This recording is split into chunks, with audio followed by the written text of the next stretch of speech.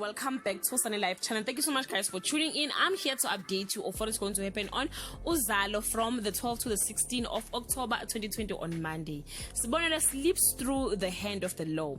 Madonge finally faces up her reality while Mbata is left to lick his wounds, and Sbu plays hide and seek with Liana. On Tuesday, the arrival of the station commander means the end of the one cop and the beginning of the new one. Mbata refuses to go down without a fight, and Sbu appears to get rid of his admirer. On Wednesday, Sibonela is blindsided when Spilile does the unthinkable. Mbata ensures that his last night as the pastor's house is one to remember, and Sbu's freedom is short-lived. On Thursday, Nosipo comes face to face with the ghost from the past. It's not only pause, but it rains for Mbata.